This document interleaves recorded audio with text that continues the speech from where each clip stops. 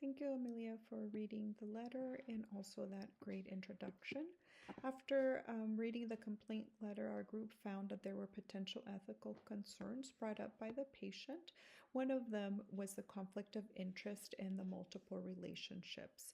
As she stated, the client's sister-in-law and the therapist went to grad school together. Another one is the gift. The family gave the therapist the letter opener. So this is also another potential ethical concern. Informed consent and written authorization to release the client's information as well was a ethical dilemma we found, because the client didn't give informed consent to the therapist to evaluate her children.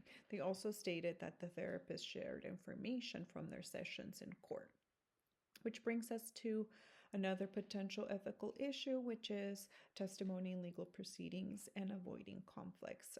As therapists, we do need to clarify the roles and the extent of confidentiality that it plays in the legal system. For example, confidentiality may apply to a therapy session. However, it may be waived if it's in a legal proceeding or we are forced to testify.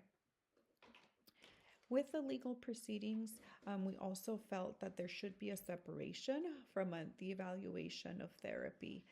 The therapist should have avoided any conflict of interest between the husband and given his own opinion regarding of who's more suited for having custody of the children. And it brings us to my last point of professional opinion. Sometimes is out of scope for us to have those opinions in a legal proceeding, especially if we have to determine where a child is best suited or what is in the best interest of the child. Often when there are these cases in these legal proceedings, there is a third-party therapist or a third-party evaluator. That is their sole job, is to make sure that they have the best interest of the children, and they are a third party that will have evaluations in both homes. So in this case, we felt that this was a potential ethical violation.